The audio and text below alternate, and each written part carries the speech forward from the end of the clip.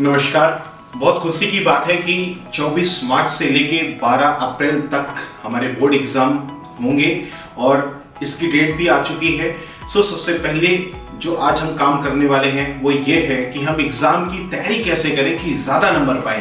क्योंकि पूरे साल भर आपने क्या पढ़ा है, कितना पढ़ा है, कैसे पढ़ा है, कब जाग के पढ़ा है, कब सो के पढ़ा है, कोई फर्क नहीं पड़ता है। सबसे ज्यादा फर्क ये पड़ेगा एग्जाम होने के बाद आपके नंबर कितने आएंगे, क्योंकि वही तो सब कुछ देखेंगे, सब लोग वही तो देखेंगे। तो आज मैं आपको बताने वाला हूं कि कैसे हम पढ़ाई करेंगे कि एग्जाम में सबसे ज्यादा नंबर पाएंगे। क्योंकि ये मेरा अपना पर्सनल एक्सपीरियंस है, हजारों किताबों को पढ़ने का एक्सपीरियंस है। एमआईटी जैसी यूनिवर्सिटी में एज ए काउंसलर रह के, एज ए एग्जामिनर रह के हमने बहुत सारी जो चीजें की है, बहुत सारा जो इंप्लीमेंट्स किया है, उसके आधार पर और अपने लाइफ में जो भी हमने अचीव किया है, जितने भी एग्जाम दिए हैं, उसके आधार पे दोस्तों आज मैं बहुत अच्छी टिप्स आपको देने वाला हूं। वीडियो के अंत तक आप जरूर बने रहिएगा, क्योंकि आज वो बातें मैं आपको शायद बताऊंगा ना, जो एक एक बात आपको बहुत ज्यादा नंबर लाने में हेल्प करेगी। तो सबसे पहली जो बात है वो ये है कि सुबह जल्दी उठना। सुबह जल्दी उठने की बात क्यों की जाती है? क्योंकि जब हम सुबह सो के उठते हैं ना, हमारा ब्रेन बहुत ज्यादा तरोताजा रहता है, हम एनर्जेटिक होते हैं, हमारी एनर्जी टॉप लेवल पे होती है, क्योंकि हम रिलैक्स होकर पूरी तरह उठते हैं। तो सबसे पहला जो काम करना है वो क्या करना है कि हम सुबह जल्दी उठें। जल्दी उठने से हम और अच्छा जो पढ़ सकते हैं वो और अच्छे से पढ़ सकते हैं। अच्छा तो पढ़ते ही हैं, हम तैयारी तो करते ही करते हैं, लेकिन पढ़ाई से ज्यादा इंपॉर्टेंट ये है ना कि हमारा ब्रेन कितना ग्रैब कर रहा चीजों को। तो ग्रैबिंग जो पावर है ना, वो सबसे ज्यादा होती है मॉर्निंग के टाइम पे, या आपका ब्रेन जब पूरी तरीके से तरोताजा एनर्जेटिक होता है। दूसरी जो चीज करनी है वो करना है किसी भी चीज को कोरिलेट करके पढ़ना, कहानियों के रूप में कोरिलेट करके पढ़ना। जैसे कोई चीज आपको अगर नहीं आती है तो उसको कोई ना कोई कहानी बनाएंगे तो कहानी आपको जल्दी याद हो सकती है। कोई डेट है तो नंबर आपको याद करना है, तो उस नंबरिंग को आप कहानियों के रूप में याद कर सकते हैं। इससे क्या होगा, वो चीज हमारे ब्रेन में ज्यादा बैठ जाएगी। कुछ गाने बना के कर सकते हैं, किसी भी तरीके के खेल के रूप में कर सकते हैं, ठीक है ना। जैसे अगर हल्दी घाटी की बात करें तो हल्दी का हम रूप देख सकते हैं, हल्दी के ऊपर कोई इमेज देख सकते हैं, हल्दी उड़ती हुई देख सकते हैं, हम घाटियों से हल्दी उड़ाते हुए देख सकते हैं। हम कुछ उस तरीके की कोरिलेट चीजों को कर सकते हैं। इससे क्या होगा, वो चीज हमारे दिमाग में जल्दी से जल्दी और लंबे समय तक फीड हो सकती है। तीसरी जो चीज है वो है टाइम टेबल बनाना। जी दोस्तों, रीजन ये है कि टाइम तो फिक्स है सभी के पास। जो टॉपर्स होंगे उनके पास भी टाइम होता है, और जो उनके नंबर बहुत ज्यादा नहीं आते हैं उनके पास भी टाइम होता है। 24 घंटे सभी के पास है।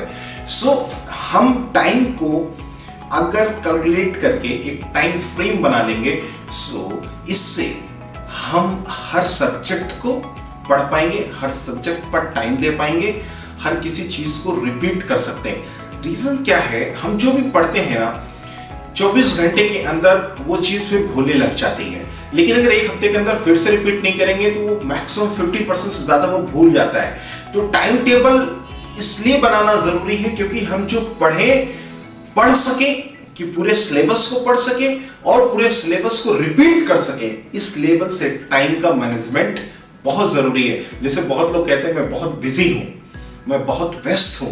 मैं कहता हूं व्यस्त नहीं है, आप अस्त व्यस्त हैं। अपने टाइम का मैनेजमेंट अगर आप करेंगे तो आप ज्यादा टाइम अपनी सब्जेक्ट पे दे पाएंगे। चौथी बात जो है, एग्जाम की तरह पढ़ें। होता क्या है, जैसे आप एग्जाम में बैठते हैं, 3 घंटे का टाइम है, 2.5 घंटे का टाइम है, उस टाइम फ्रेम के अंदर हम हर चीज को कवर करते हैं। हम सोचते हैं कि इतनी सारी चीजें यहां से आएंगी, हम इसको ऐसे करेंगे, इसको ऐसे लिखेंगे। अगर कोई नोट्स भी बना रहे हैं तो समझिए कि अगर एक लॉन्ग टर्म आंसर लिखना है तो हमें उसी नोट्स के फ्रेम में लिखना है, शॉर्ट टर्म आंसर लिखना है तो उसी नोट के फ्रेम में लिखना है। तो उस तरीके से पढ़ें कि जैसे लगे कि आप एग्जाम देने बैठे हुए हैं। उस टाइम फ्रेम के हिसाब से अगर आप पढ़ेंगे तो आपकी आदत हो जाएगी। जो भी दिन आपके पास बचे हुए हैं ना, उसमें आदत हो जाएगी। पांचवी बात क्या है, नोट्स बनाएं। जी, नोट्स बनाने से क्या है, इंपॉर्टेंट चीजों की आप अगर नोट्स बनाएंगे और कई कलर की पेन का इस्तेमाल करेंगे तो आपको याद रहेगा। कोई भी चीज आप लिखते हैं तो आपका ब्रेन क्या करता है, ब्रेन स्टॉर्मिंग करता है। अच्छा, मैंने ये बात यहां पे लिखी थी, इस कलर से लिखी थी, कई कलर का इस्तेमाल करने से ब्रेन में वो इमेज ज्यादा तेजी से बैठ जाती है। तो नोट्स बनाएं और कई कलर की नोट्स बनाएं, यानी कई कलर का पेन का इस्तेमाल करें। इससे क्या होगा, आपका ब्रेन किसी भी चीज को रिकॉल जल्दी कर पाएगा। मेन चीज होती है जैसे कनेक्टिविटी। मान के चलिए अगर मैंने कहा हाथी, तो हाथी के बारे में आपकी सारी इमेज आपके सामने आ गई।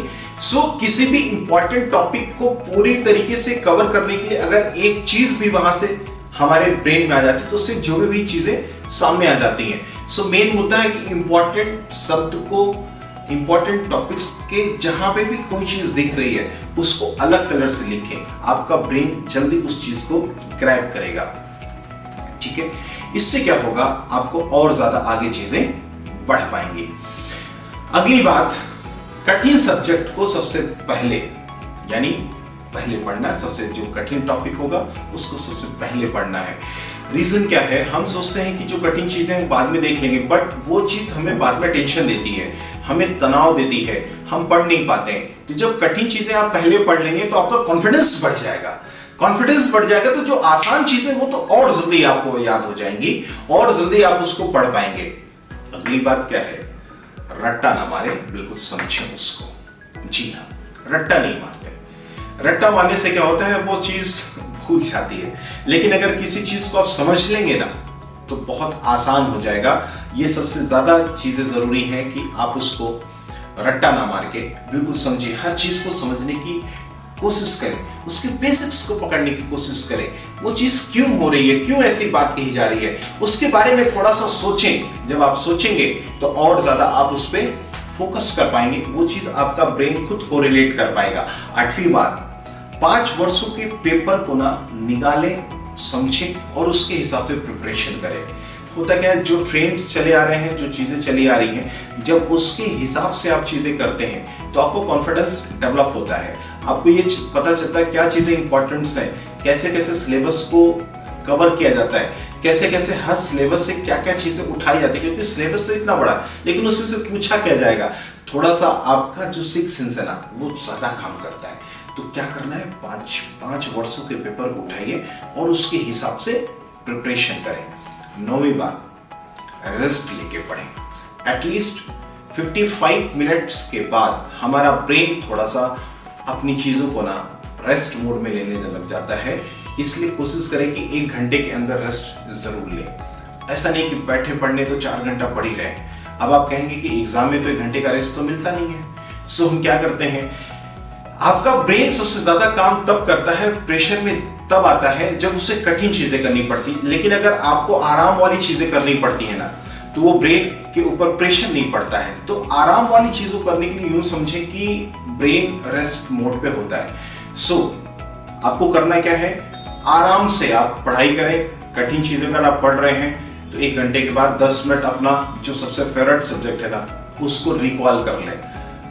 ब्रेन को स्टॉप करें, किताबों को बंद कर दें, अपनी चीज़ों को रिकॉल करें। रेस्ट मोड पे आपका ब्रेन रहेगा और 10-5 मिनट का रेस्ट ले लें, चाय कॉफ़ी ले लें या थोड़ा सा 10-5 मिनट टहल लें, 5-10 बार गहरी सांसें ले लें, 1 गिलास पानी ले लें। कुछ इस तरीके की चीज़ें करेंगे सो आपको रेस्ट मिलेगा। 10वीं बात, हेल्दी खाना खाएं। फास्ट फूड नहीं खाना है, ज़्यादा चिकनाई वाला खाना नहीं खाना है, जिसमें फैट होती वो चीज़ नहीं खानी है। हरी सब्जियों का इस्तेमाल करें, दूध हो गई, दही हो गई, अंडे हो गए, प्रोटीन्स हो गए, इन सब चीज़ों का इस्तेमाल करें क्योंकि ये आपके लिए और ज़्यादा एनर्जी देते हैं, है ना। कुछ जूस का इस्तेमाल करें, ये आपको और ज़्यादा एनर्जी देंगे।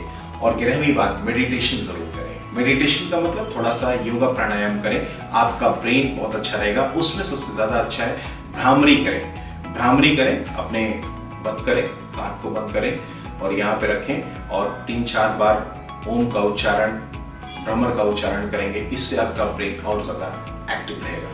अगर इन आप 11 बातों को अप्लाई करते हैं, नो डाउट आपका रिजल्ट बहुत अच्छा आएगा और आप बहुत ज्यादा नंबर लेके आएंगे।